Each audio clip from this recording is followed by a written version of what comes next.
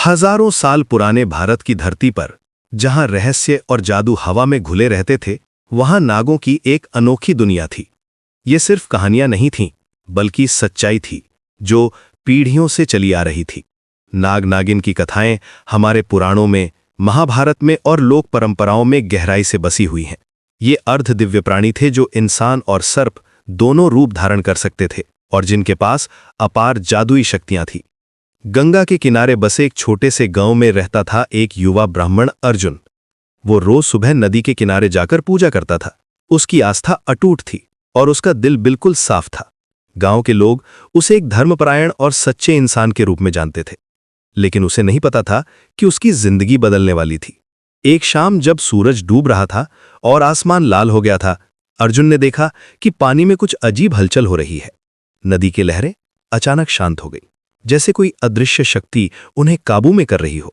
अचानक पानी से एक खूबसूरत औरत निकली। उसकी आंखें हीरे की तरह चमक रही थीं और उसके बाल रेशम की तरह लहरा रहे थे। उसकी त्वचा चांदी की तरह दमक रही थी और उसके चारों ओर एक दिव्य आभा थी। वो थी नागिन वासुकी। अर्जुन का दिल तेजी से धड़कने लगा। वो समझ गया था कि ये कोई साधारण औरत नहीं है। उसकी चाल में एक खास लय थी और उसकी आंखों में एक रहस्यमयी गहराई थी। लेकिन प्रेम में कोई तर्क नहीं होता। दोनों की आंखें मिलीं और उसी पल दोनों के दिलों में प्रेम का बीज बो गया। वासुकी भी अर्जुन की सच्चाई और भक्ति से प्रभावित हो गई थी।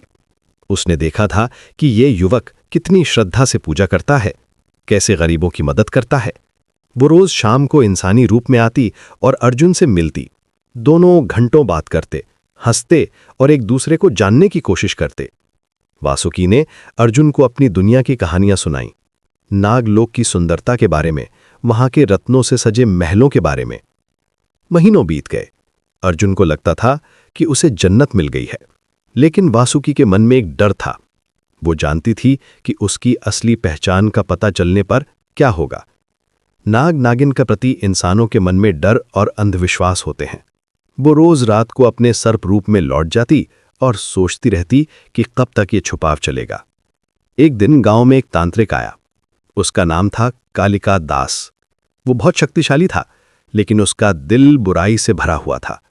उसकी आंखों में लालच था और वो हमेशा अपने फायदे की बात सोचता रहता था।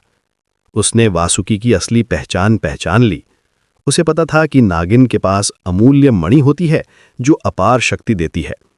कालिका दास ने अर्जुन के पास जाकर कहा, तुम्हारी प्रेमिका कोई साधारण औरत नहीं है। वो एक नागिन है और तुम्हें धोखा दे रही है।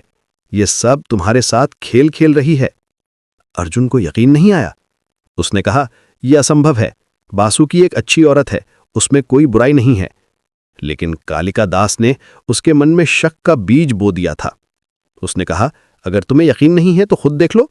आज रात उसका पीछा करना। अगली शाम जब वासुकी आई तो अर्जुन ने उससे सच पूछा। उसकी आवाज में दुख और संदेह था। वासुकी की आंखों में आंसू आ गए। वो जानती थी कि अब सच छुपाना मुश्किल है। उसने कहा, हाँ अर्जुन, मैं एक नागिन हूं, लेकिन मेरा प्रेम सच्चा है। मैंने तुम्हें कभी नुकसान नहीं पहुंचाया। मैंने तुमसे इसलिए छुपाया क्योंकि मुझे डर था कि तुम मुझसे नफरत करने लगोगे। अर्जुन का दिल टूट गया। वो समझ नहीं पा रहा था कि क्या करे। उसकी आस्था हिल गई थी। एक तरफ था उसका प्रेम, दूसरी तरफ थे उसके संस्कार। उसी रात कालिका दास ने वासुकी पर हमला किया। उसने जादुई जाल फेंका और वासुकी को कैद कर लिया। वो उसकी मणि चुराना चाहता था।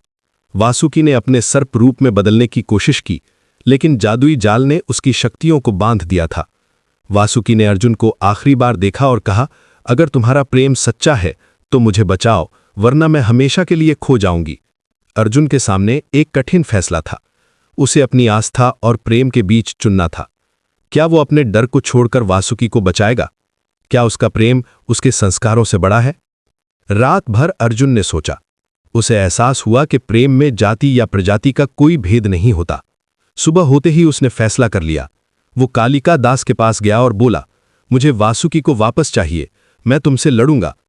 कालिका दास हंसा और बोला, तुम एक साधारण इंसान हो, तुम मुझसे कैसे लड़ोगे? मेरे पास जादुई जाल है,